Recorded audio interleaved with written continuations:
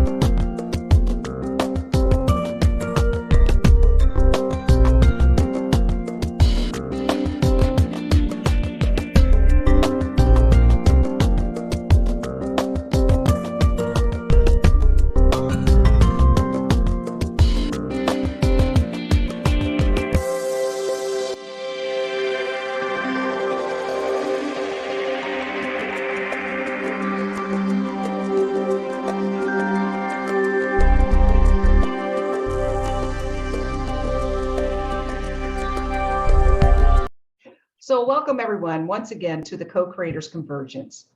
And I am so happy to introduce our friend Sherryl Lin Taylor. And let me tell you a little bit about Sherryl Lin. She is a transformational speaker and writer with over 30 years experience as a business owner and intuitive healer. In her role as a spiritual guide, she helps clients in the areas of relationships, health, major life transitions, and entrepreneurship. With a mission to assist people in remembering the truth of who they are. Yes, I really like that. Sherryl Lin partners with clients by facilitating connection to their divine wisdom, helping them move beyond their perceived limitations and empowering them to live the lives they were born to live. So Sherryl Lin, I'm so excited to see you again. And am I allowed to just say a little bit? You can say personal stuff. I'm an open book. Very good. Well, we must have met in 2007. Yep. We had the same spiritual teacher, and I think we were together for about 3 or 4 years. Yeah. On that path. And we both diverged from that path, and we've been doing pretty good. So I would say so. I would say so. So it's just wonderful to see you again. And we're excited to hear about your book, Move Beyond Your Fears, or Wise Beyond Your Fears. And, you know, however you want to arrange this, you know, if you want to read part of it, if you want to invite us in for questions at any time. You just tell me I'm here to serve. So just let me know how I can do that best for you.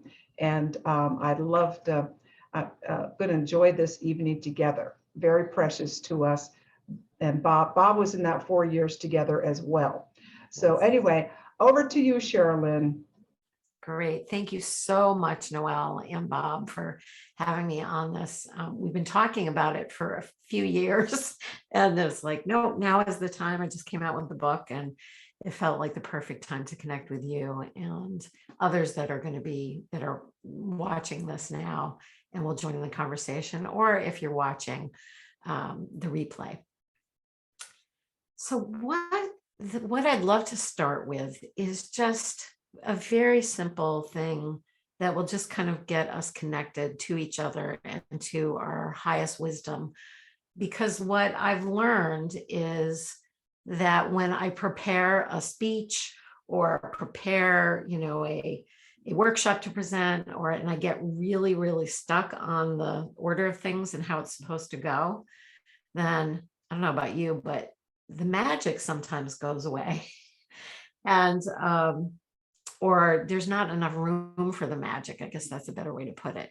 And so I really believe that the more spaciousness we can have for bringing through divine wisdom, then I'll be guided to share the perfect thing. You'll get guided to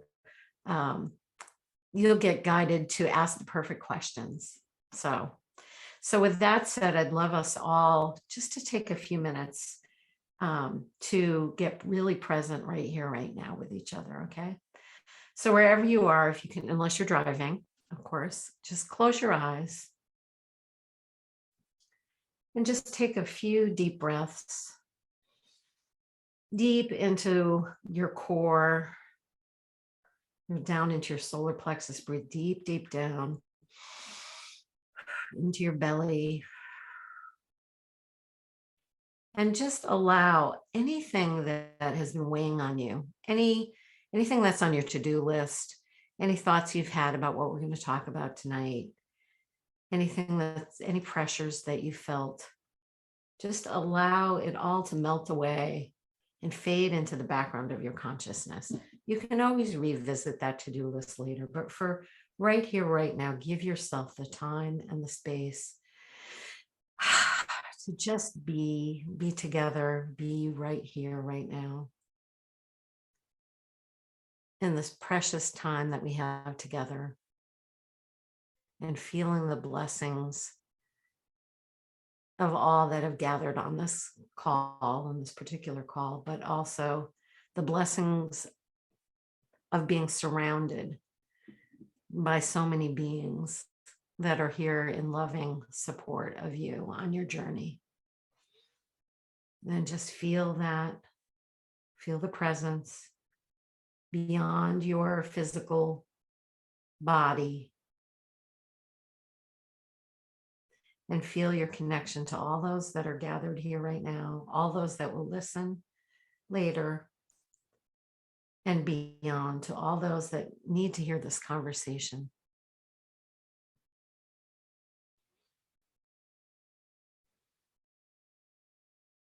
Just take one last deep breath.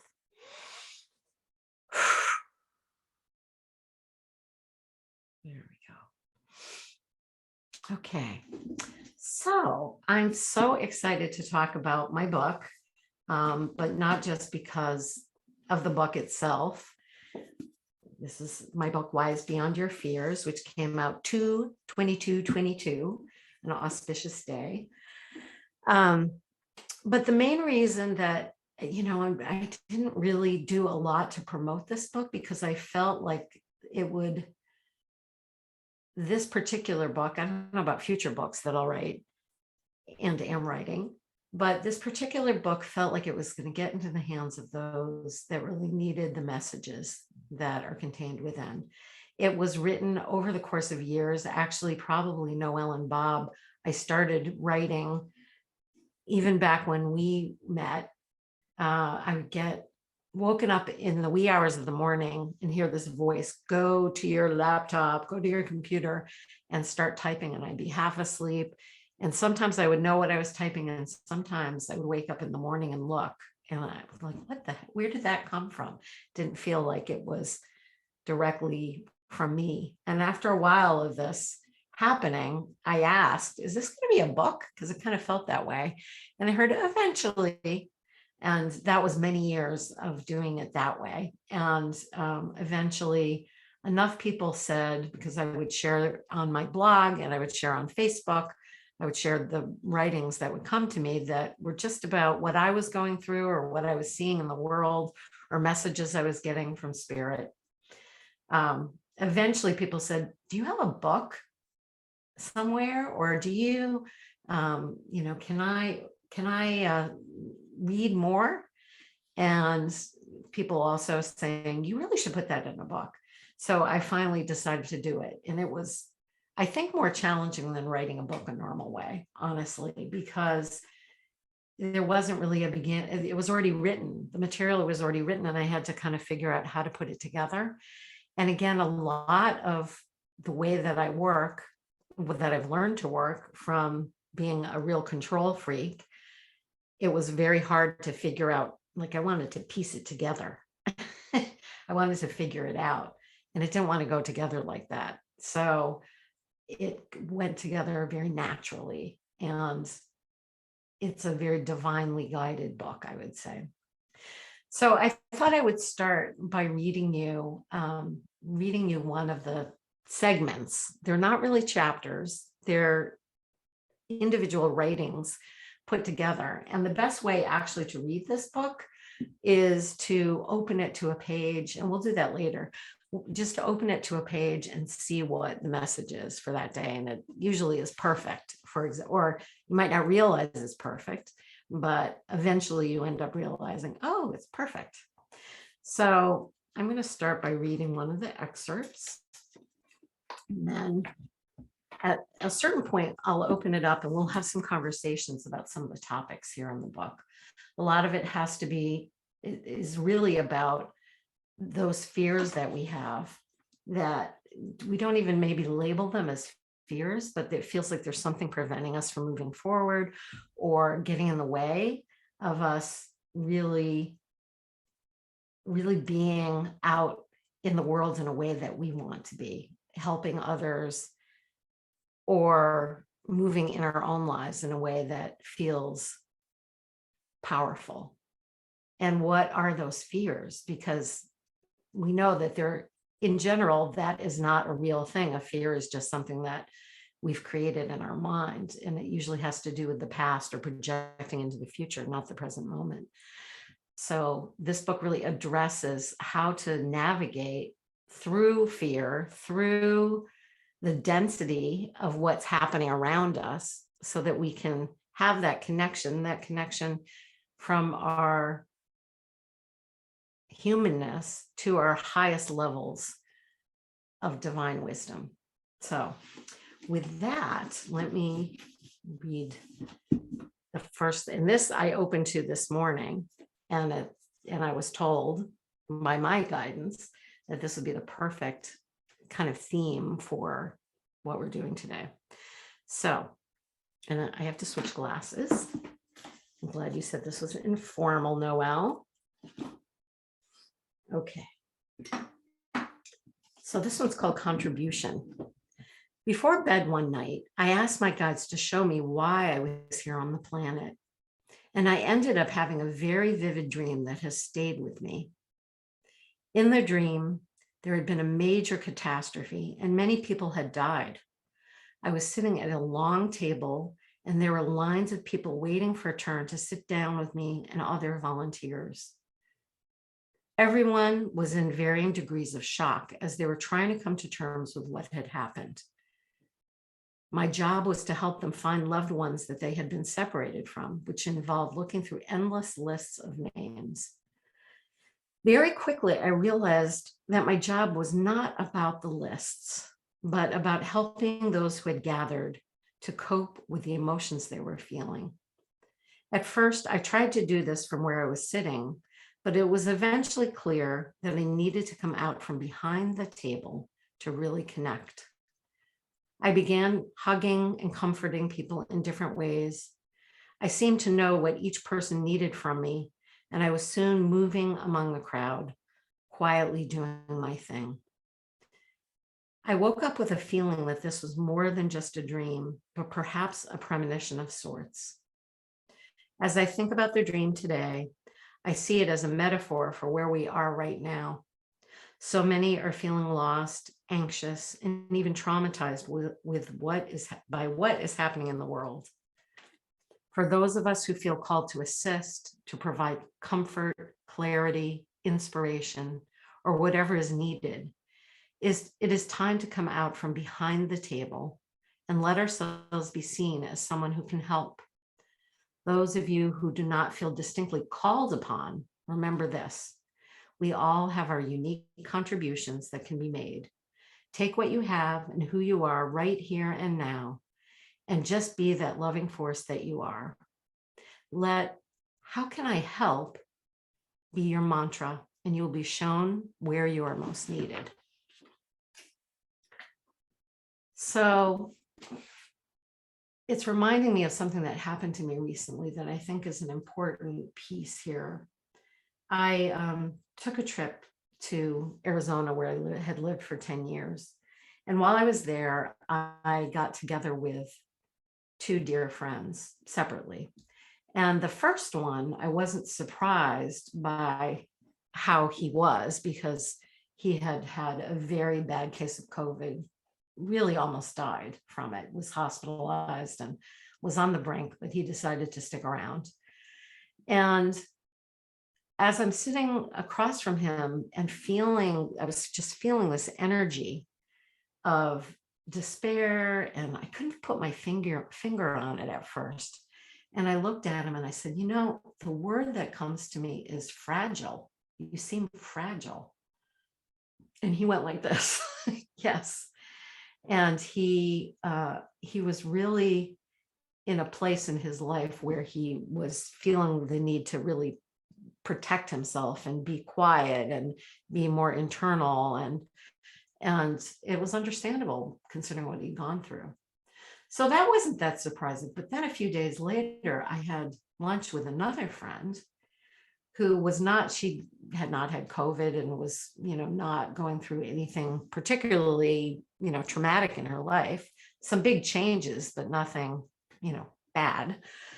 And I was sitting across from her and I felt that same energy, that fragility. And I talked to her about it and I said, what's going on? And she said, the world. All I want to do, I'm trying to remember exactly what she said. It was something like, all I want to do is go to yoga class and not talk to anyone while I'm there, and then go home and nap. And this is someone who's very vibrant and, is out in the world with people and usually very talkative, even in yoga class. And I was struck by the fact that, two of my very good friends were fragile, in this fragile place. And I realized that I'd been a little isolated, more than a little isolated, living here where I do, which is very rural and not a lot of people around. And then most of my connections have been online with clients and even coffee dates with friends. It's people that live far away. And it had kind of protected me in a certain way from being out in the masses. And even though I was hearing things, and certainly as someone who's really sensitive, I'm sure you'll relate if you are sensitive too, you can feel the energy of people's fear. And for me, I realized that I had to get out from behind the table, going back to the excerpt I just read, that I had been sitting at the table, behind my Zoom screen. Here we are again. Not that there's anything wrong with it. It's wonderful that we can connect this way. But I had to get out from behind the table and be with people.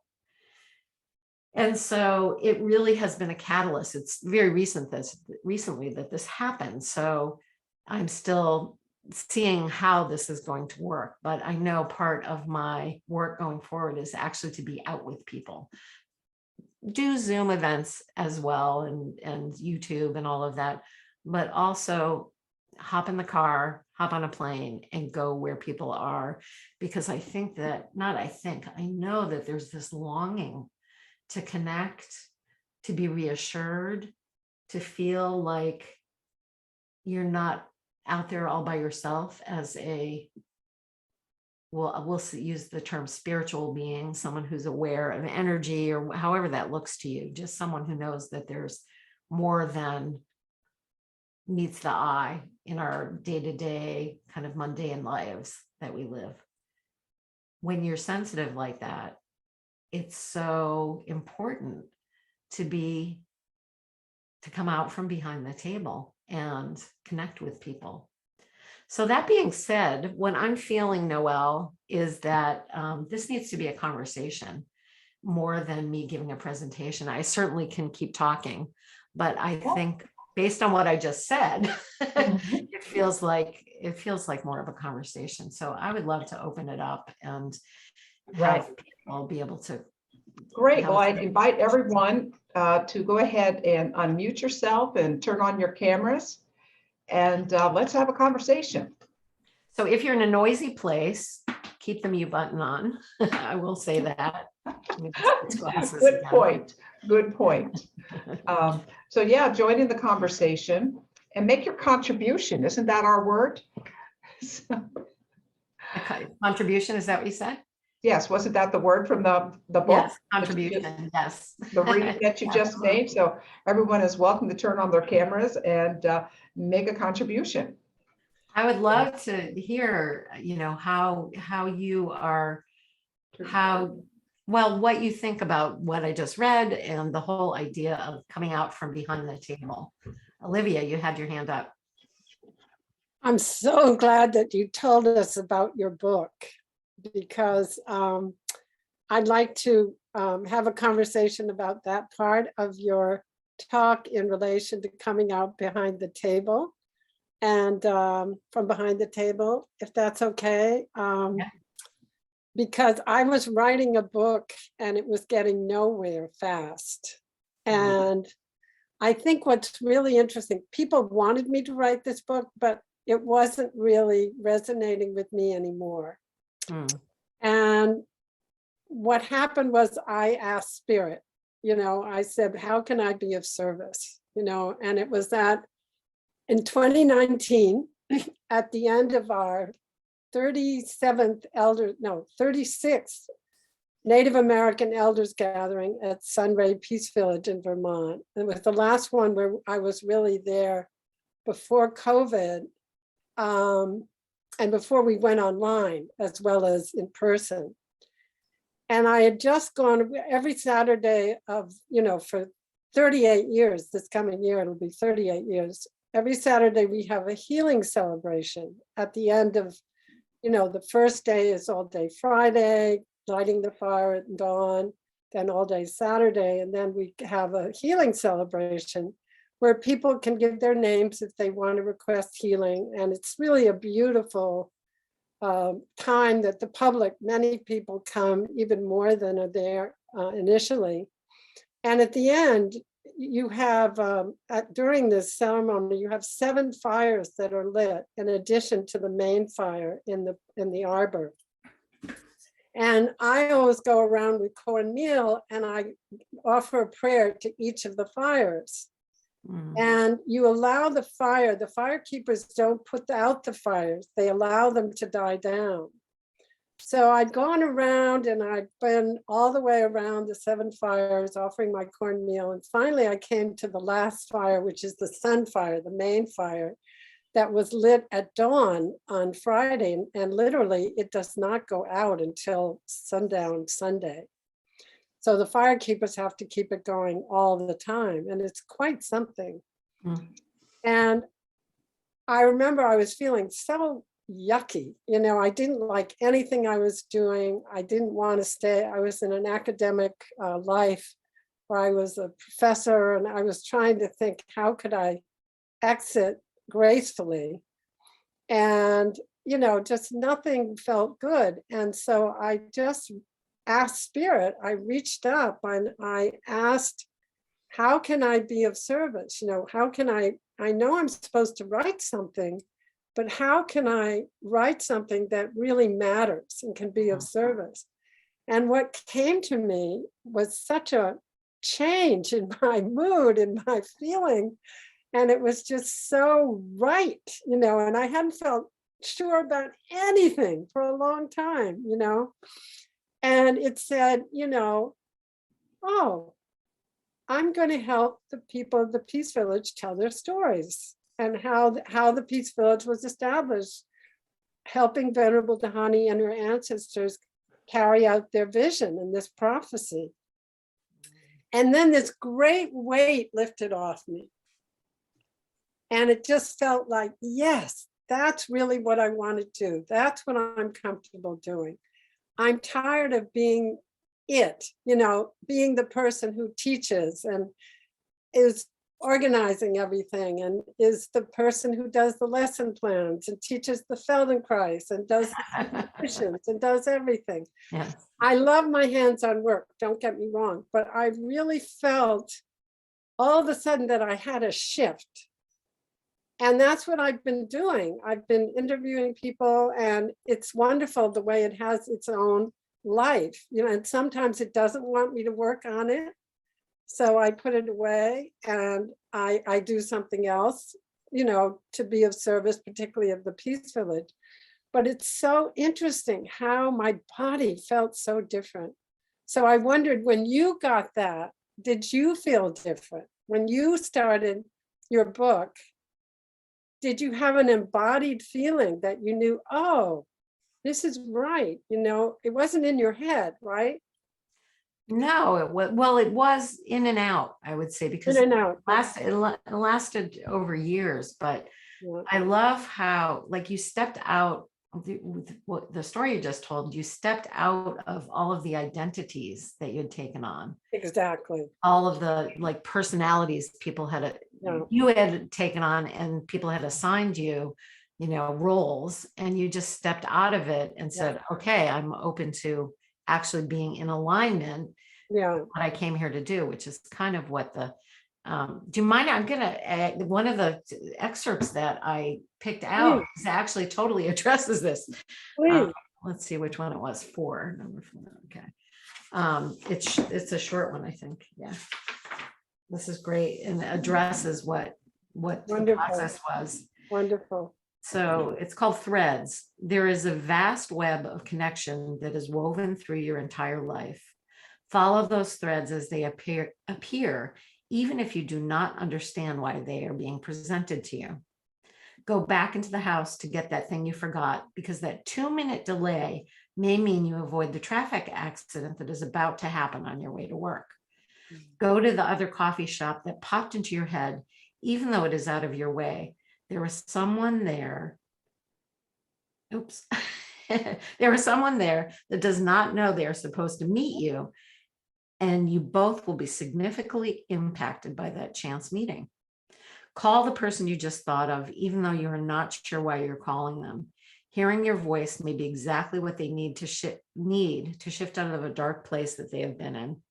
The question is whether our mind is telling us to act on the impulse.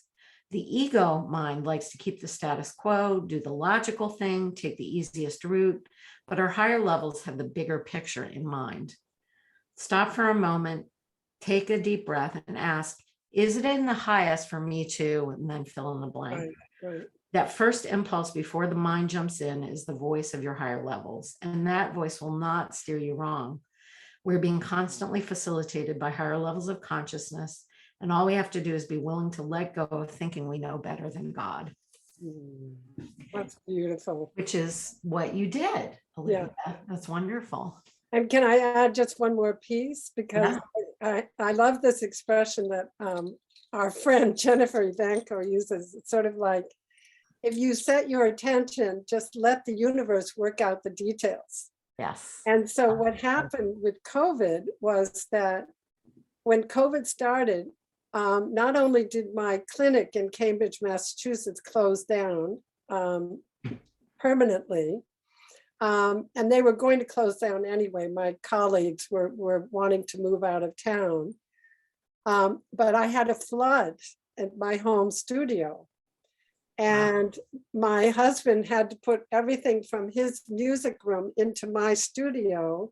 And I had to, when I was changing my careers, everything ended up in my studio. So I couldn't do my Feldenkrais, movement, awareness, education, leadership embodiment, Aikido embodiment, movements, coaching, right? In person. So it's interesting how what you say is that when you sidestep your mind, your runaway monkey mind, and I have quite a considerable one, things realign in a really beautiful way.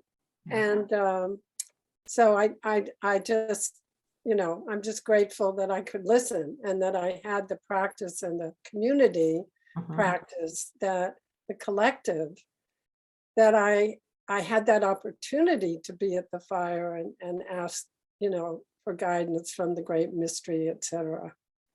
That's wonderful. Yeah. Good Thank you for following it. Yeah, no, thank you for sharing that. That was perfect.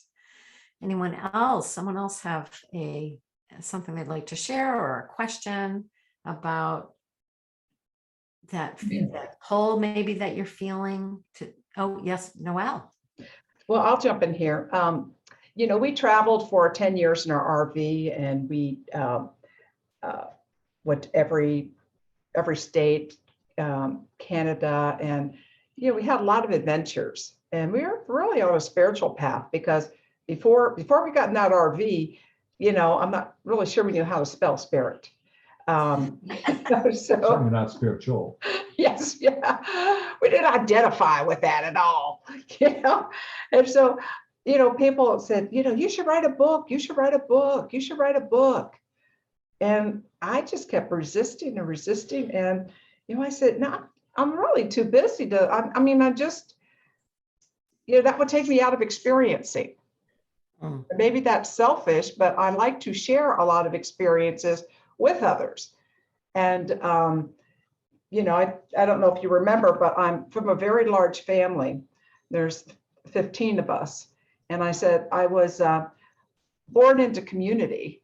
And so, I think that people have told us, you and Bob just create community wherever you go. And so I just kind of feel like that's my mission versus, although they're, I don't know. I just haven't felt any call to do any book writing, but I do like to have conversations. I love, doing what we're doing right now and be in that experience with others and what they're doing, and to learn from them. And, I certainly have a few things that people might learn from us, but I'm going to change this. I'm going to pivot right here and tell you about a fear I got coming up. Okay. Is that all right? Absolutely. It's a conversation. Okay. So we're members of URI, which is United Religions Initiative. It's an interfaith harmony group. And so we're active in that group. And one of the people in the group recommended me to this church that I should do the talk, homily, or whatever you want to call it.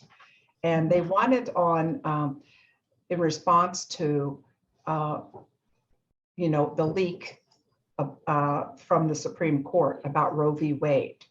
Mm-hmm. And I thought, well, I could do that.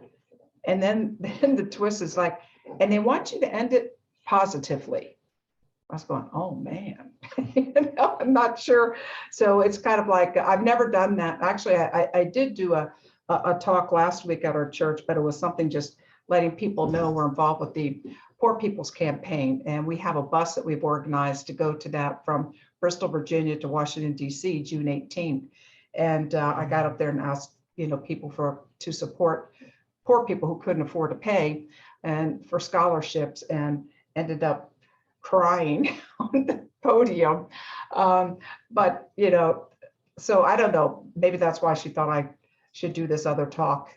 So I'm rambling here a bit, but it does bring up fear, like, what would I have to say and how could I make it, So I think what I need to do, what I'm hearing from both of you, is just like put the call out to spirit and say, give me the language, give me the whatever it is to fill up the 20 minutes or whatever I'm supposed to speak on. So Can I ask you some questions, or a question at least? sure. So, well, first of all, do you feel like your beliefs or feelings about the leak, are they in alignment with the church? Like you feel like that's not going to be an issue when they asked you to end on a positive note? Do you agree with what a positive note would be? Good question. Good question. It's a very progressive church. Mm-hmm. So I'm not sure exactly, I have an appointment to speak with her more about exactly what they're looking for. But I believe that they believe in freedom of choice and, reproductive freedom. So does that answer your question? Yeah, I wondered if that was part, because you did kind of end with that, and they want me to end on a positive note. And that seemed like, what does that mean? That's what I'm trying to figure out. Well, I'm not too optimistic, I just about the outcome of, what's going to happen with the Supreme Court. So here's where I have a fear about the Supreme Court decision. Yes. So here's a lot of things that I talk about in the book are about really like looking at things from a bigger perspective than our personality.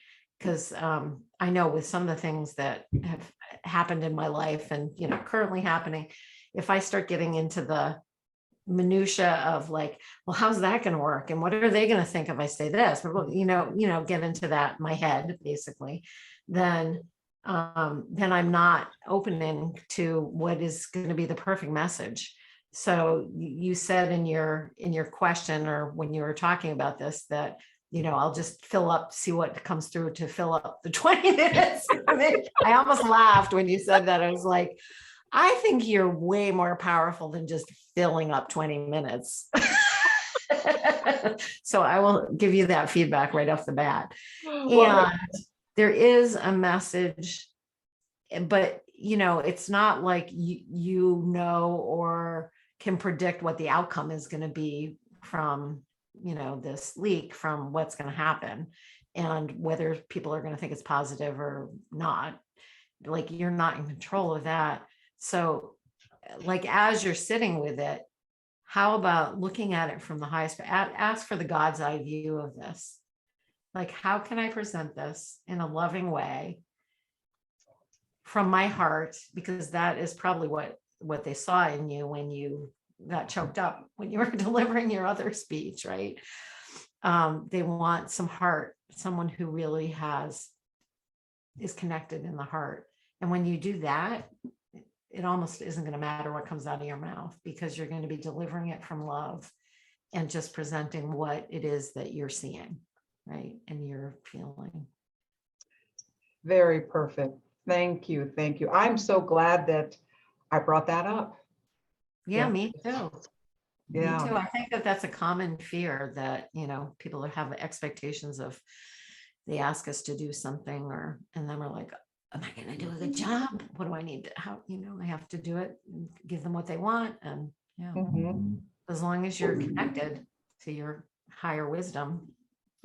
Well, I tell you, when I was at on that platform and got all choked up, I thought, like, I can do this when I wrote it, and I didn't do that when I practice it. But it did feel like Spirit just came through and said, now we're going to show them your heart, baby. And I will say it was very effective. We got 6 or 7 scholarships after service. Now, you might be tempted to use it as a technique in the future, but Spirit will let you know if that's the right. In that case, she should just run for office. She's going to use there you go. technique. Yeah. There you go. Thank you for sharing that, Noel. Thank you. Thank you. Sherryl Lin, as you spoke from your reading and reflected on that, coming out from behind the table, one of the things that sometimes, not all the times, amazes me when it happens is in our journeys of the last 10 or 15 years, there are so many occasions when we are just meeting someone for the first time. And then they'll preface what they say. We'll be having a conversation, they'll be sharing, and it could be in any kind of an environment, not just a retreat or something like that, after church coffee or whatever. And they'll say, I really haven't ever told anybody this before, but whatever. And it every time it kind of like throws me back into asking myself, why are they sharing this? Why me? Why now? Why this circumstance? What's the answer you usually get when you ask yourself that?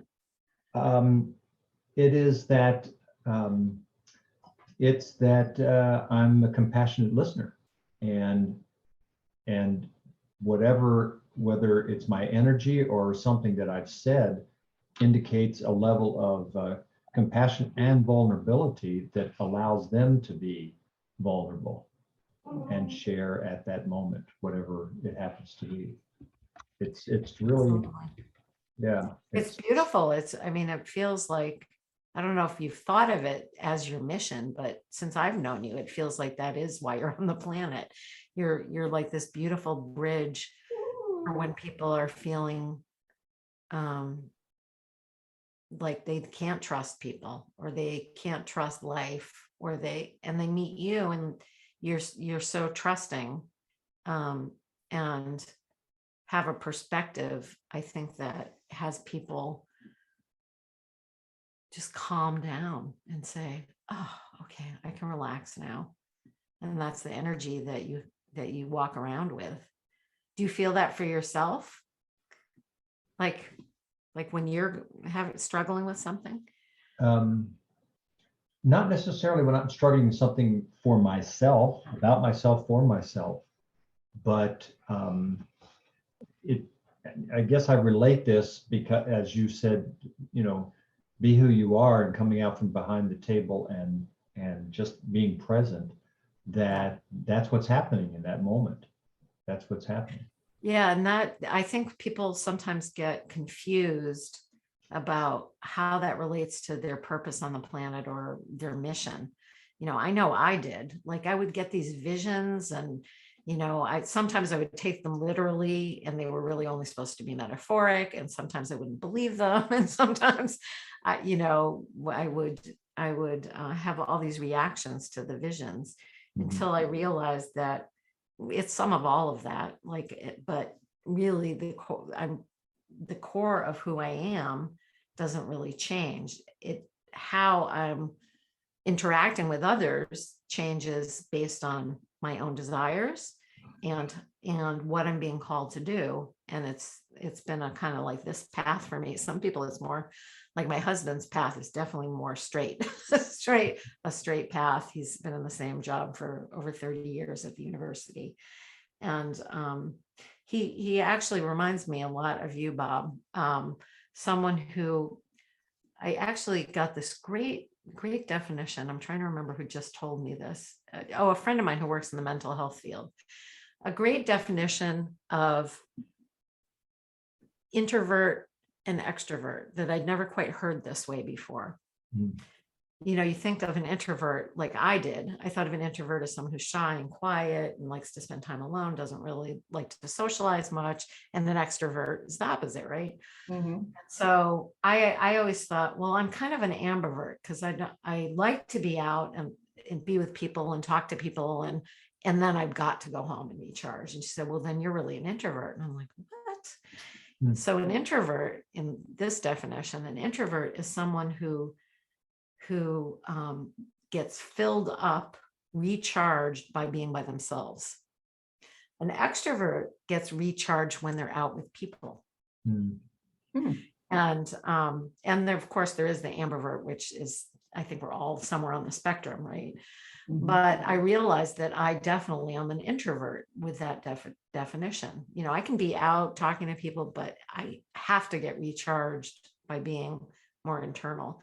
And for you and for, I mean, I suspect for you and for my husband, he gets so filled up when he's out giving to others.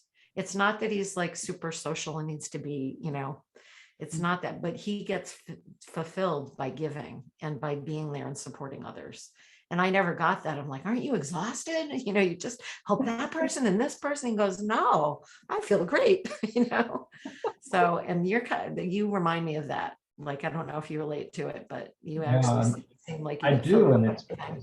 it's been interesting. The journey's been interesting because, you know, through college and through my whole career, I was always tested introvert. But my career required me to be in public, speak in public, and I was comfortable with that if it was the subject I knew something about. And if it was just slightly off the subject I knew something about, I was scared shitless. And so I just recognized that on the journey, and because I do feel like I'm energized by being around other people now, and that was not the case in my prior life, meaning prior to 15 years ago. And in this incarnation, because, you know, when we did things like events when we were on the road and even now, when we have evenings like this, we'll be awake for the next 2 hours just because we're so wound up about the opportunity to be with incredible people, which is the case tonight, both on Facebook and here in the room. So yeah, thank you. I appreciate that. Thanks for sharing that. And I can feel it helps some others too. So anyone else have something about coming out from behind the table, feeling your divine inspiration? You can unmute yourself if you're muted and you want to share something. I know that a couple people have put in the comments that they're dealing with noisy backgrounds. So, and one of them you know very well, Julie Crawl. So with the grandkids, but that's fine if you can't unmute. I will, if someone, I mean, if it's super noisy, obviously not, we can deal with a little bit of noise. If you have a question or if you want to share something. So I just want to share something from Facebook. Thank you, Sherryl Lin Taylor, a very comfortable conversation with a great help to me in a moment of doubt. Thrilled to have tuned in and turned off. No, she didn't say that part. Well, she has right for you too. Okay, and Noel, with a request to end on a positive note, a personal challenge to look for the positive or to be more positive, to share your true fears. That's a good reflection. Yeah. I'll have to, I just love she's interacting, and thank you, Carol, for your comments, and anyone else is welcome to put comments there on the Facebook Live and they'll be transported over here magically. So magically. Yes. So you know, I don't know if there's anyone else that wants to jump into this time. So I don't know if you want to, Kate, did you want to jump in?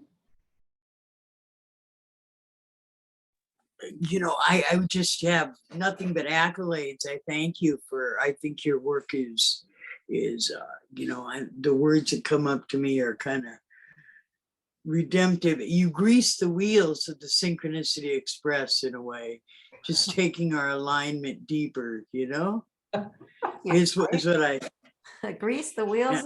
I could just say thank you, you know, appreciate the work of people that go, you know.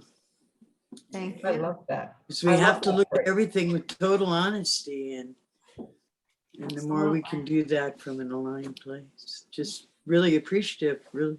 No comment, no questions arose. Thank you. Grease the wheels of synchronicity. Synchronicity Express, the Synchronicity Express. I love that. Awesome. I'm quoting that. That was a good one. Thank you. That'll be a testimonial on your next jacket of your next book. Thanks, Kate.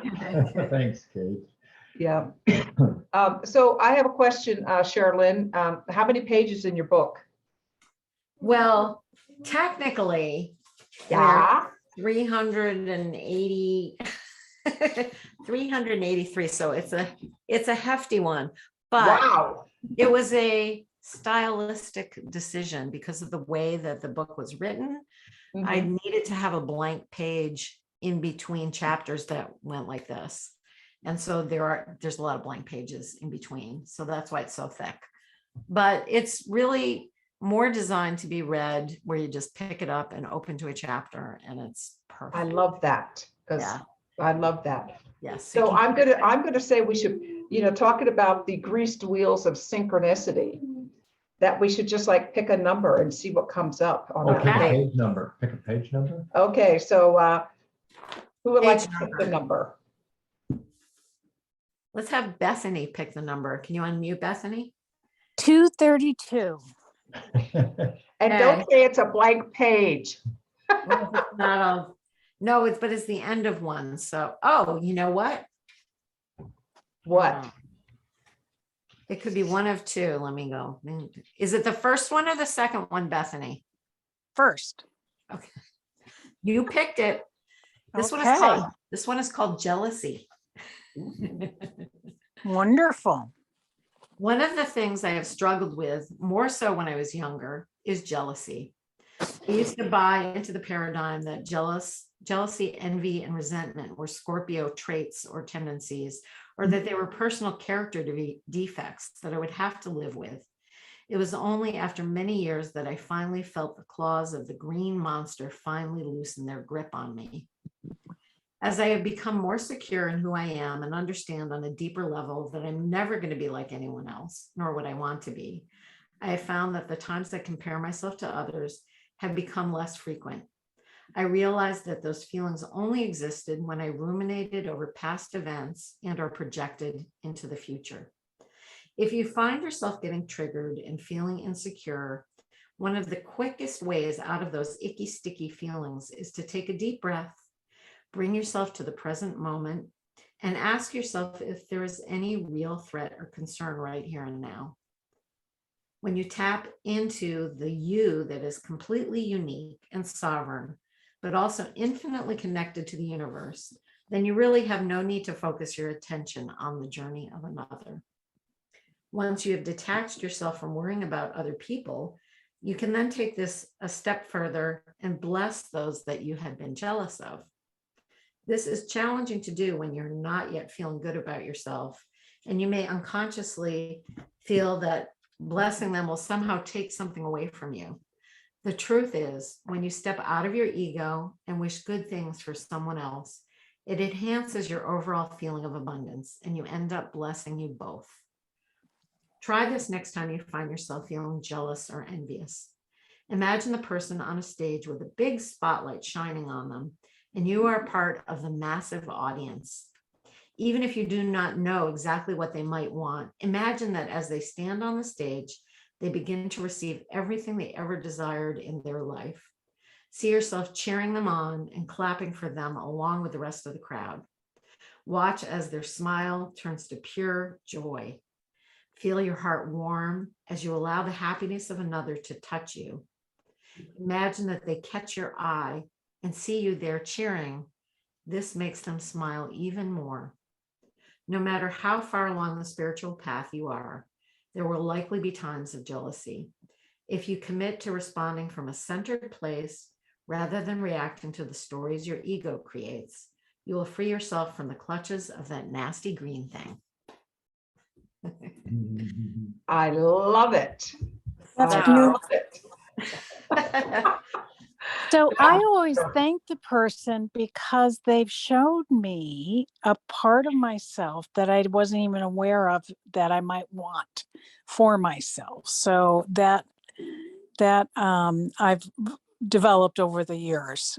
Before, when I was much younger, I didn't have the capacity to do that. But I go, oh, thank you for showing me that I might want that. Thank you. Yes. I think now for me, it's evolved more into I still compare myself to others. It's not as much of the green monster now, although I occasionally like, hey, I don't like that. Like you said, Bethany, it's like, it's more now like I would like that for myself as well. But the comparing myself to others like that, the ego is so insidious. If you're someone who does that, it's like, even I spent time with a friend recently who I never knew did that, because she comes off as very confident, and like, and it turns out even she like compares herself to others sometimes, and so, and can be a little jealous. And I thought, you know what, it's just part of our humanness. And but thank God I'm not like I was when I was younger, because jealousy was definitely a big issue for me. I don't know about anyone else have feelings about that green-eyed monster. Oh, yeah. You got 14 brothers and sisters. You're comparing yourself all the time. Yeah. But I will say that, okay, so, you and I had the same spiritual teacher, and we call her Barbara 1.0. Before we met Barbara Marks Hubbard, we call her Barbara 2.0. But I remember from Barbara 1.0 that one thing that she taught that I remember from her teaching was that, it's only the ego that wants to compare. So, right then and there, okay, it's, I don't want to be in that. So what can I do? And then later on, I learned that bless that what you want. So I forget when it was, but sometime in my career, I got my real estate license, and I was working for this real estate company. And they had the number one seller who had been there in the community, for a cajillion years, and got all the listings, and, and here I was, a new realtor. And so I took that philosophy, bless that what you want. And I said, I'm not going to be jealous of this woman. What I'm going to do is she can't do all the open houses she has. So I'm going to bless each time that she gets a new listing, each time that she makes a sale. And I'm going to tell her, I'll do 4 open houses for you this Sunday. Which ones you want me to do? And so she said, great. So we formed a great, alliance there. And, I became one of the top selling, what we call rookies for the company. So I was continually blessing her success. And that, I think, contributed to mine. Absolutely. Yeah. So that was, that's what when I find that little green monster, as you say, coming out, I'll just say, bless their success. They've, they're doing it, and you want to do it, you can do it too. That's right. Like, I think it just also that comparing and jealousy can come from a place of lack, feeling that there's lack, or we have to compete somehow. And that isn't true. You just proved it with your story. And I know, I don't know if Julie's listening. I see Julie Kroll on here. But we met through this woman, Robin Rice, who taught how to use Facebook for your business years ago. And that's how we met. And she taught us the generosity model. She put a heart there, so I know she heard the generosity model for building your Facebook presence. And basically what she taught us to do was to look for opportunities to uplift others and have that be your main focus, and that it would be the thing that would generate an audience and would generate people coming to your page and all of that. And it totally was true, and a great philosophy for life in general. How can I be generous? How can I help this other person, like genuinely, from a place of not help them so that they'll help me, but how you can feel when someone's kind of like they're going to help you, but there's strings attached. If we can do it from a place of really genuinely just wanting to help someone, and it always comes back, even if it doesn't come back directly from them, right? Kate's giving us a rattle there, a silent rattle, but yes, I agree. Oh, you're muted, Noel. I said, Kate is great. She's generous with the rattles. Oh, it's wonderful. Yes. So when Olivia says, be yourself, everyone else is taken. I love that too. Yes. Well, it's funny. Barbara 1.0 gave me a card that said that on it. We better not start reminiscing there. We might, Yes, we don't need to hijack the conversation that way. right. Anyway, anyone else have thoughts about that that chapter on the green-eyed monster? I think we're constantly up again, you know, that's those ego endpoints that never quite have it, you know, there's always a tinge of, so yeah, my rattle is simply to acknowledge it's kind of, I find it's good applause on the Zoom line, and then I can ground in what you say. Yeah, Awesome. let Awesome. that sound good. Thank you for I'm an that. appreciator. Just be a tactile or somaesthetic, kinesthetic learner. Yeah.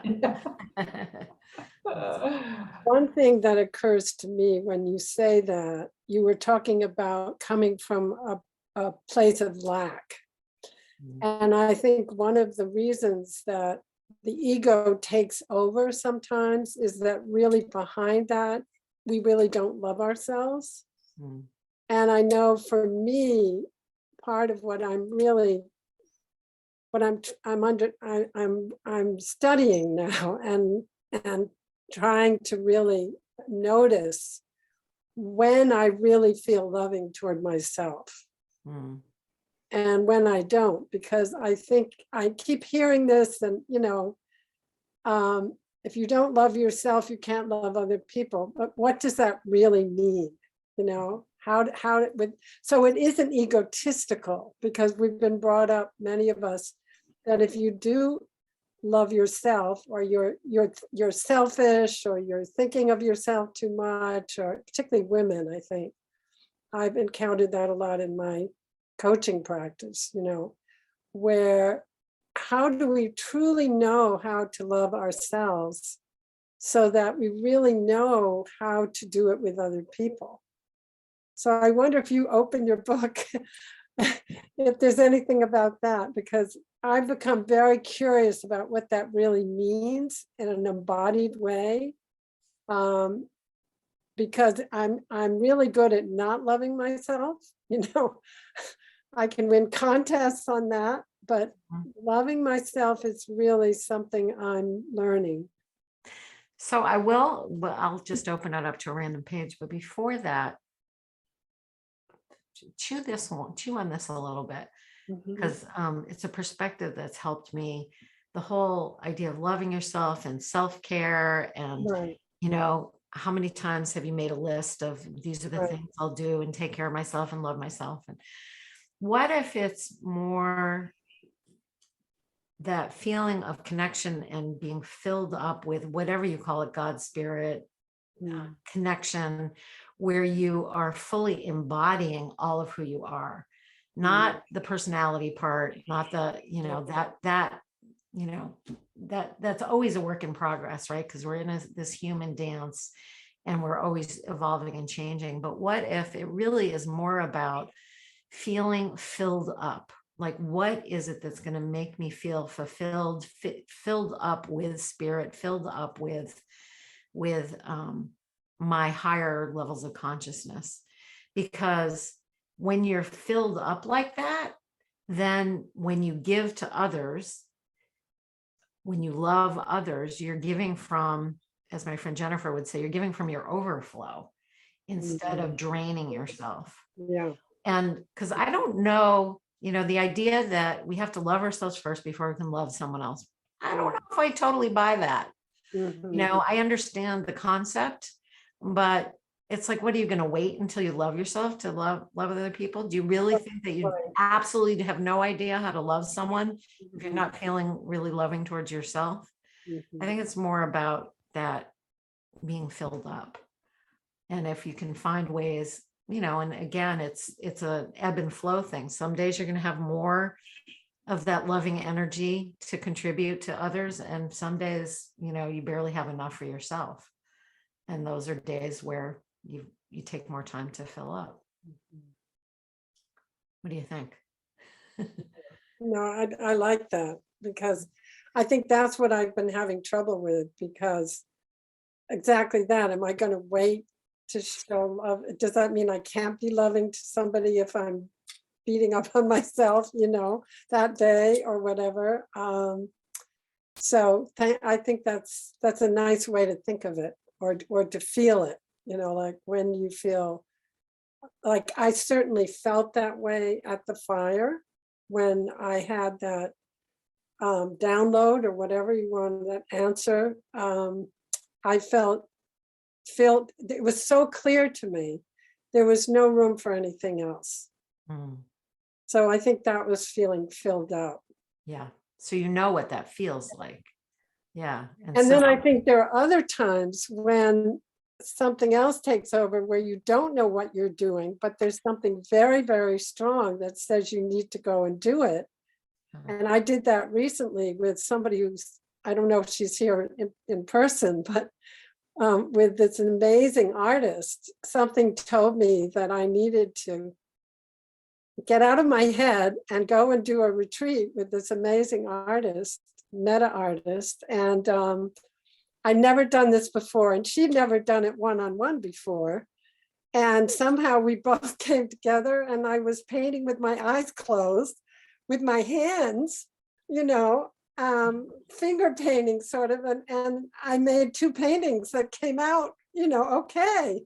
So I think there are other instances where you're just flying blind, or something, but there's something very, very strong. I mean, I don't even know to this day how I got out of my own way and did that. And much less that she was able to,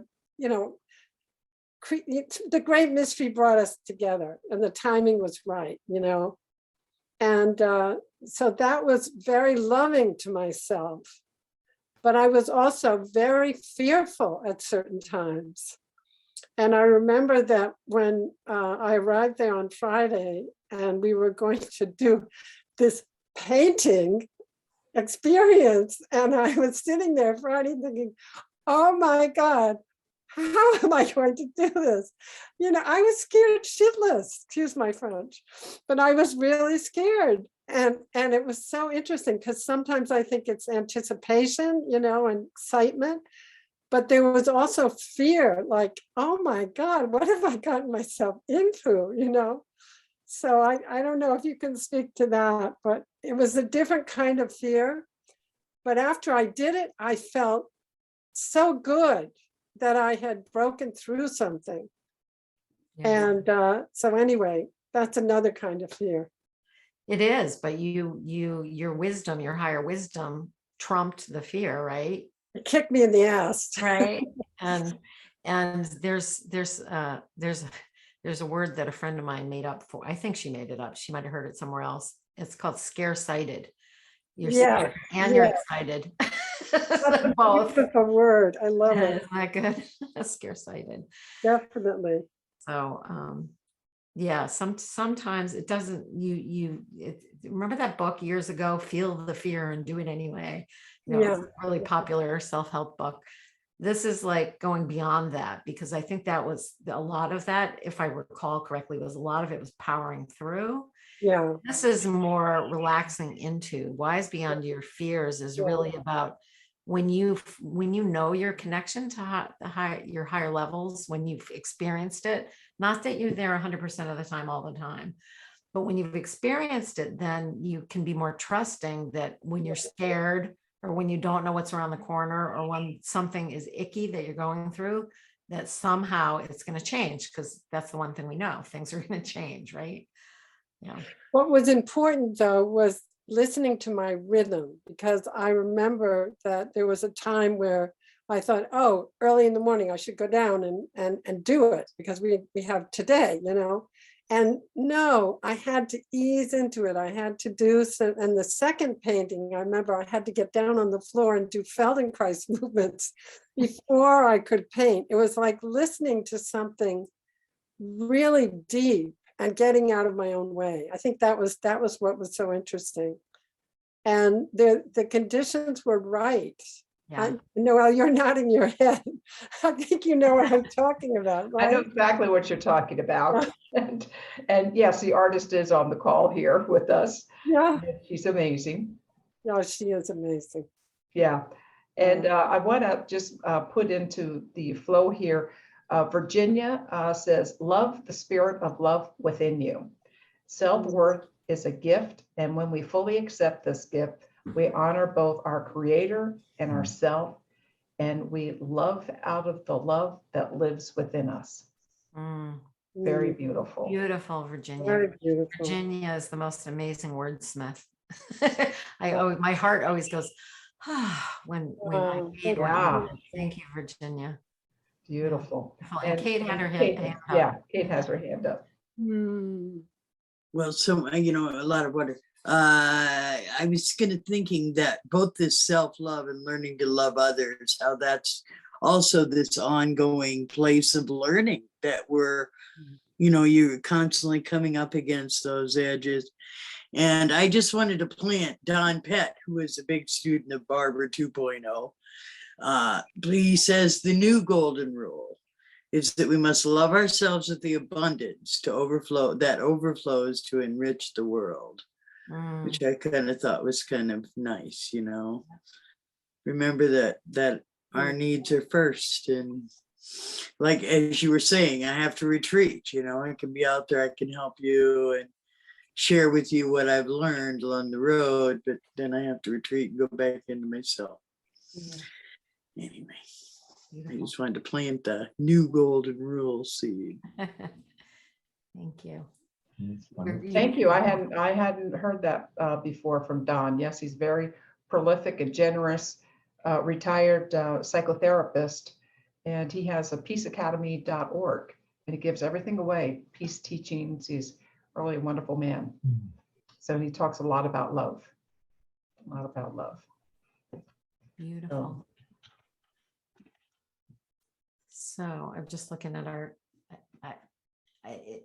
is it until 9:30? I'm sorry, Noel, I can't. Yeah, that's fine.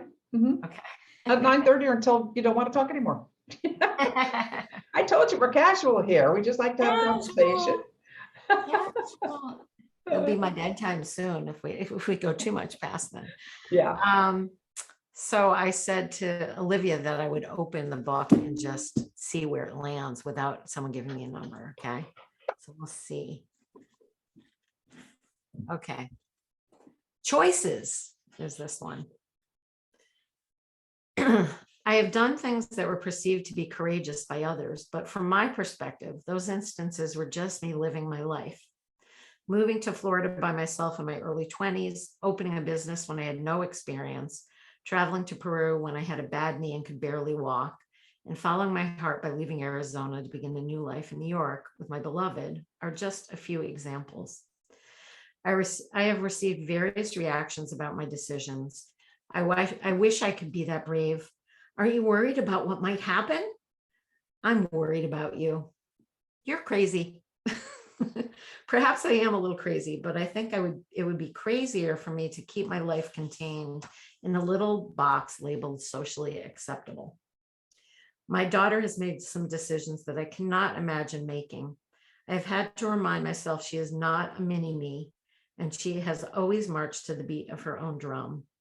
I find it fascinating to witness my judgments coming up as my mama bear instincts, or more likely my conditioning, has me concerned for her safety or wanting to intervene and throw in my 2 cents. Then I remember that I've taught her to be independent through my own actions.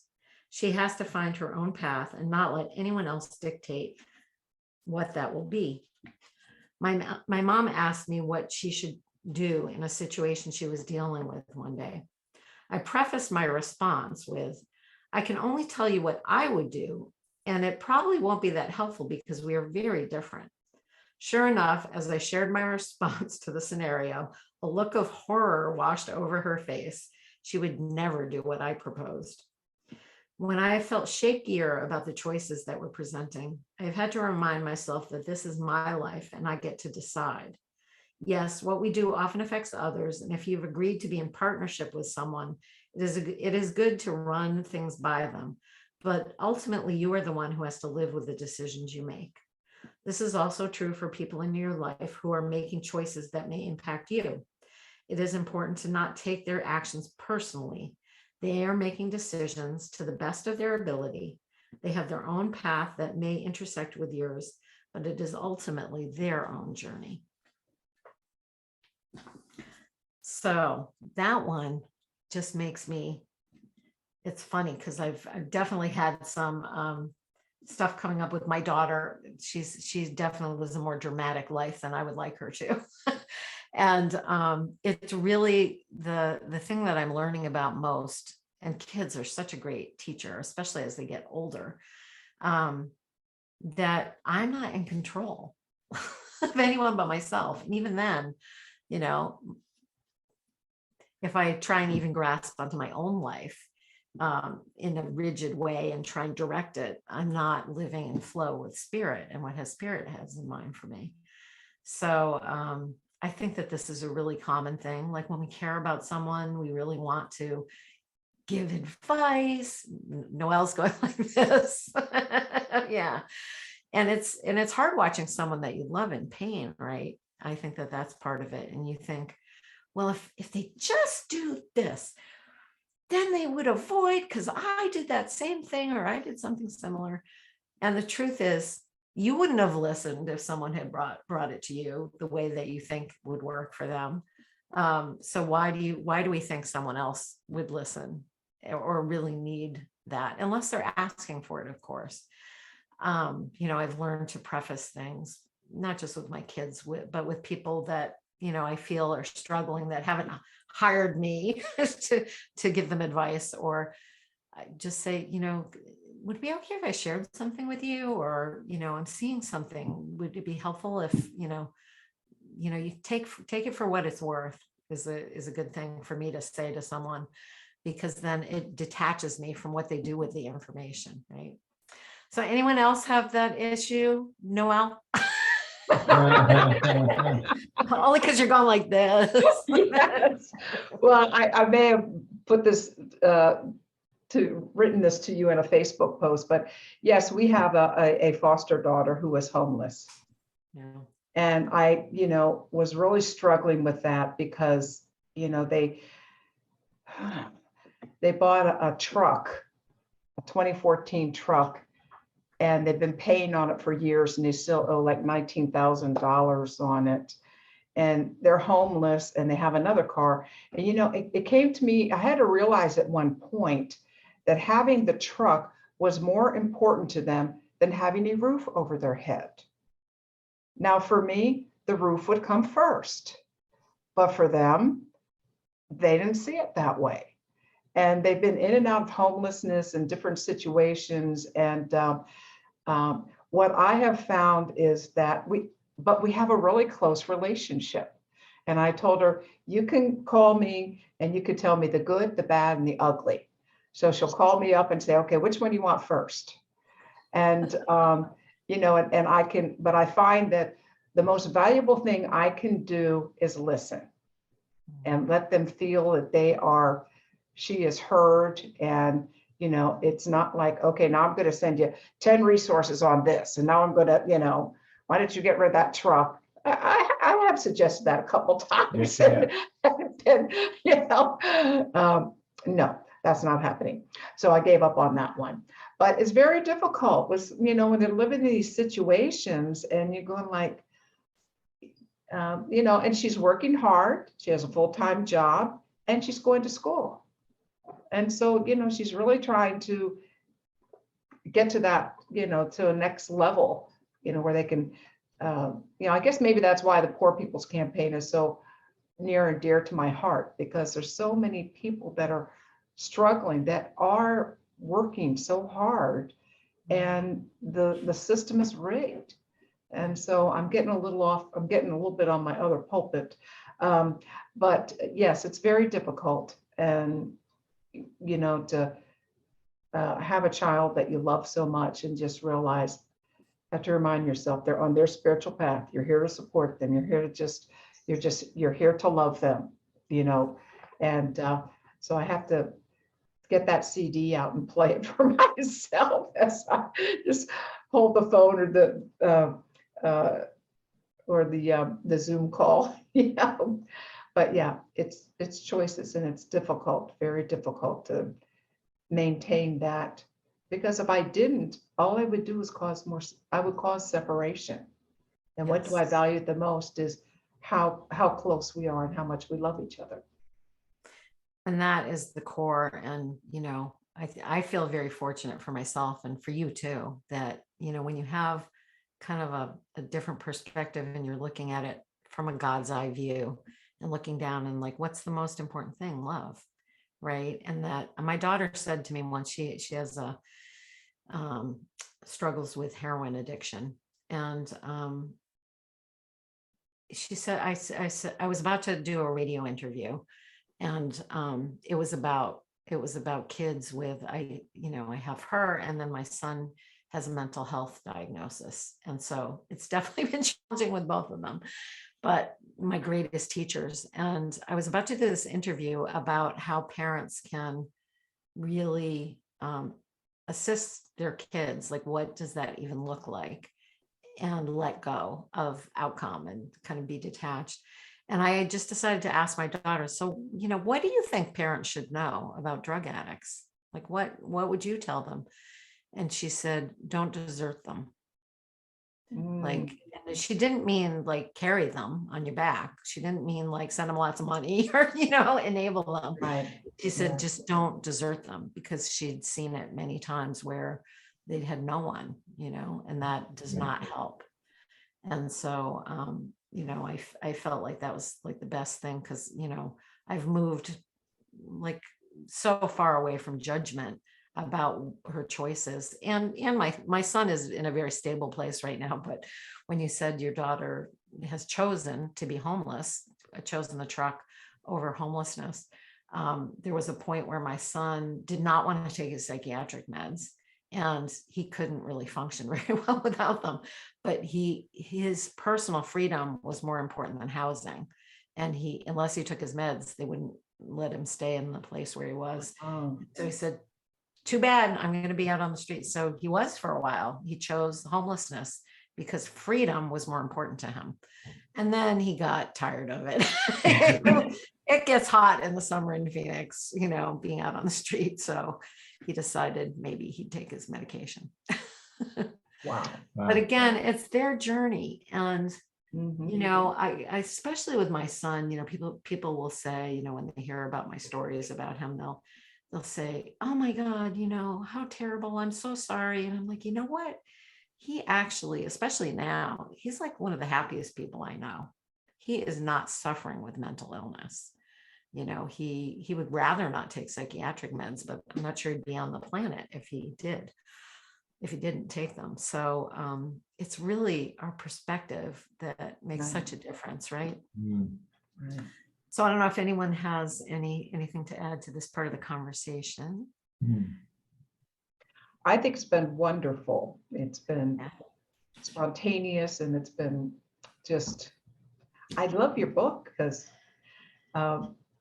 you know, it's, you could just, like you said, just pick it up and get some droplets of wisdom, and then chew on that for a while and see how it Yeah.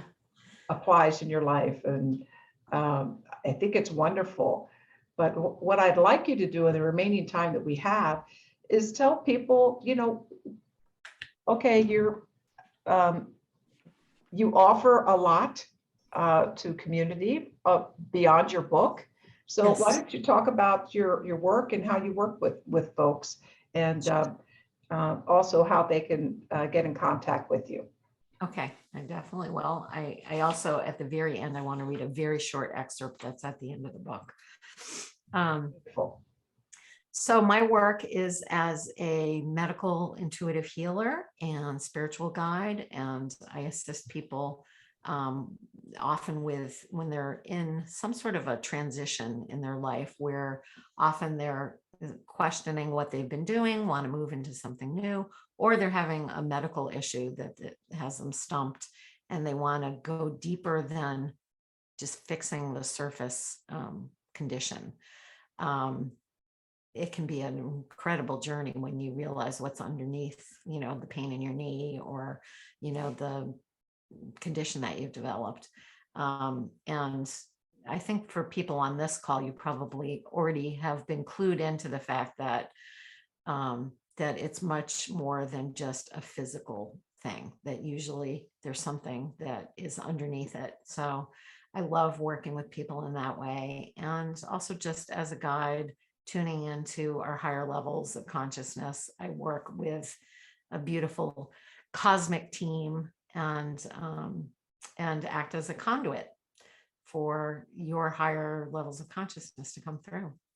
So, and you can find out more information on my website, which is www.thecosmicconduit.com. And you can also find me on Facebook. Personal is Sherryl Lin Taylor, and my business is Sherryl Lin, the Cosmic Conduit. So I think that will. That's wonderful. And what about a book tour? Is it ever coming to Tennessee? Yes, what I would, and actually now I just met someone that moved to Chattanooga, is building a house in Chattanooga of all places. And I have another friend that lives in Chattanooga. Oh, I've that's never known anyone that lived in Tennessee. Well, actually Memphis, but that was years ago. So yes, a book tour. I've already mentioned it to Virginia and a few other people. I was just kind of waiting for the decks to be cleared for COVID, so that venues would start accepting people again. So yes, I'll be getting on the road. I don't have a first stop in mind yet, although I'll probably go to the DC area because I've got an invitation to go there. So if anyone would like me to come to their area and knows of some places, let me know. Where We'd love to have you. We'd love to host you. that would be wonderful. I'd love to come to your area. Yeah. See a little more of Tennessee. I've only ever been to Memphis. So Well, that's like a different state. yes, I know. Different star on the state flag. Right. I'm also going to be doing more. I don't have them set up right now, but if you go to my website, and you can sign up for my mailing list. I am not because I don't like getting a lot of emails. I don't send out a tremendous amount of stuff, trying to get you to sign up for stuff. That's not how I work. So if you want to sign up for my email list, though, I will send out a newsletter periodically. I'll let you know if I'm going to be doing online events.